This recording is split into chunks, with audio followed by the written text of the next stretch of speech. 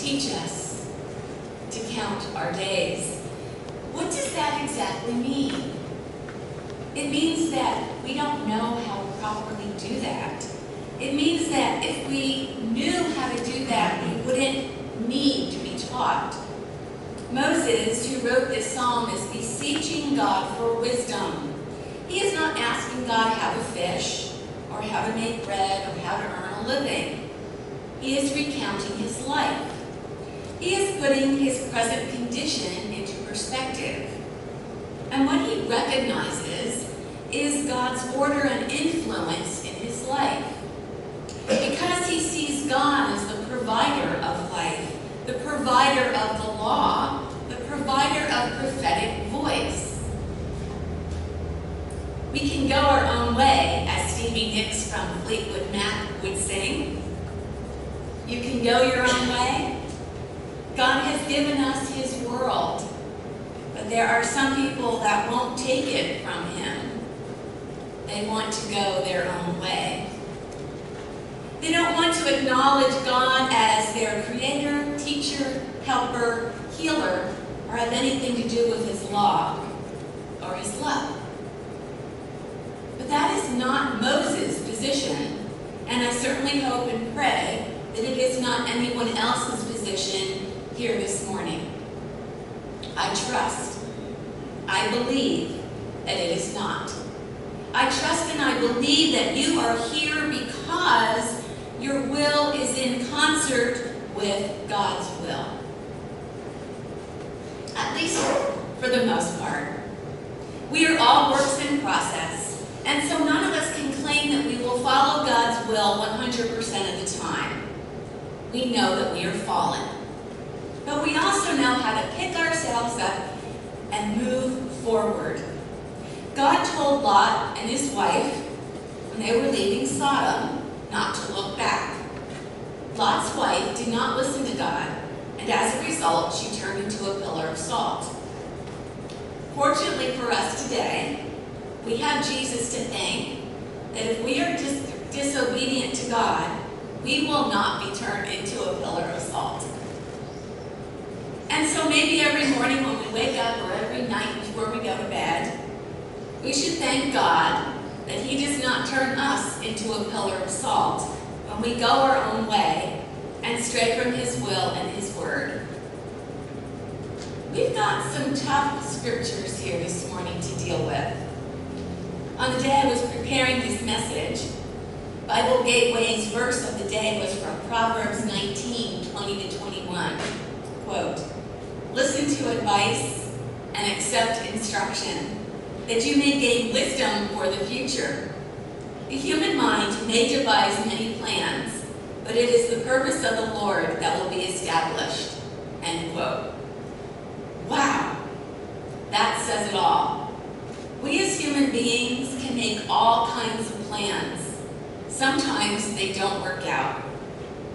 I'll use Nancy and Randy as an example, who wanted to go to Cuba on a cruise. But unfortunately, they did not get to take their plane to Florida because it broke down twice before it ever took off. Ruby Haynes' plans to be with her daughter in Florida is not working out because she wants to be interred next to her husband up here in Pennsylvania. This is hard to believe, but the cemetery's policy is that she has to be a resident of Pennsylvania in order to be buried in that particular cemetery. Who has never had a plan foil? Anybody? Didn't think so. John and I had many plans to paint the house. It needed it desperately after we bought it. And we kept planning, okay, we're going to do it today, we're going to do it the next day, and it kept raining and raining and raining. So we had to keep waiting to do that. I know that Cinder had plans to rototill her garden, and because of the rain, she was not able to do that. I understand Mike had been waiting to mow the grass on some of the church's property, and again had to keep waiting because of all the rain. So we count our days and we wait for the sun to come out, and it teaches us patience and Thanksgiving when that beautiful light does shine through and the skies turn a beautiful shade of blue. But dear friends, that's not the hard stuff. The hard stuff is waiting for prayer to be answered. The hard stuff is waiting for cancer to be destroyed. The hard stuff is trying to figure out what in the world is happening in our country and how do we get back to loving each other despite our varied points of view. The hard stuff is rebuilding after the devastation of a hurricane. The hard stuff is getting over the loss of loved ones. There's a lot of hard stuff that life throws us, and obviously, we can't deal with it all by ourselves. We need God. We need God's help. This week, JJ shared a Christian song with me for King and Country called Burn the Ships. It talks about not looking back and focusing on the past, but moving forward to find forgiveness and healing. So I want to share those lyrics with you. It starts out, how did we get here? We're cast away on a lonely shore. I can see in your eyes, dear, it's hard to take for a moment more. We've got to burn the ships, cut the ties, send a flare into the night, say a prayer, turn the tide, dry your tears, and wave goodbye. Step into a new day. We can rise up from the dust and walk away. We can dance upon our heartache, yeah, so light a match, leave the past, burn the ships, and don't you look back. Don't let it arrest you, this fear of falling again.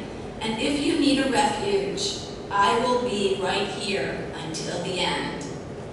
Oh, it's time to burn the ships, cut the ties, send a flare into the night, say a prayer, turn the tide, dry your tears, and wave goodbye. So long to shame, walk through the sorrow, out of the fire, into tomorrow. So flush the pills, face the fear, feel the weight, disappear. We're coming clean, we're born again. Our hopeful lungs can breathe again. There's so much wisdom in healing past hurts by not dwelling on them. To be aware of what hurt us and then not let it happen again, but to forgive others in order to be set free of the heartache once and for all. There's one other story I'd like to share with you this morning. It's about Catherine Switzer. She was the first woman ever to officially run the Boston Marathon, and that was back in 1967. About a mile into the course, the director confronted her and wanted her to get out of his race. After all, it was a man's race in a man's world back in 1967. She had trained hard, and her husband and her coach knew that she was well prepared. But the organizer thought she was making a mockery of the race, being a woman, trying to do what a man could do, or at least what he thought only a man could do.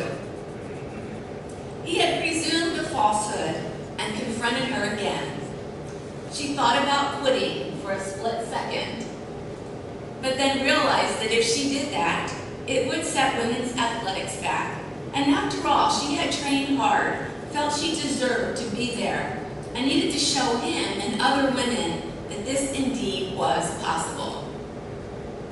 The race official kept attacking her, trying to rip off her bib, but her husband and her coach stayed by her side, with her husband pushing the race director out of the way, and her coach yelling, "Run like you know what." Down the street they went. Her determination empowered women, and in 1972, women were officially permitted to run in the Boston Marathon. In 1973, the race official that had tried to boot her out came up to her and planted a big kiss on her cheek. 50 years after her first race, she was approaching her 70th birthday. and decided to run it again. And she did. And only ran 20 minutes slower than she did when she was 20. She stopped 13 times along the way to hug little girls and did 8 interviews. She changed the course of history from one woman wearing a bib to 12,000 women wearing a bib. Women who are empowered and changing the world and changing their own lives. I share this story with you because life brings us many challenges. We could decide to sit on the stump and throw ourselves a pity party or give up and throw in the towel. But God wants us to march forward, facing our struggles head on, instead of letting our struggles conquer us. Whatever that struggle may be, whenever that struggle may be, count on God to be there for you, just like Catherine's husband and coach were there for her. Take Moses' advice and strive for God's wisdom. Teach us to number our days, that we may get a heart of wisdom. Let the favor of the Lord our God be upon us, and prosper for us the work of our hands. Satisfy us in the morning with thy steadfast love, that we may rejoice and be glad all our days. And from Proverbs, listen to advice and accept instruction, that you may gain wisdom for the future. The human mind may devise many plans, but it is the purpose of the Lord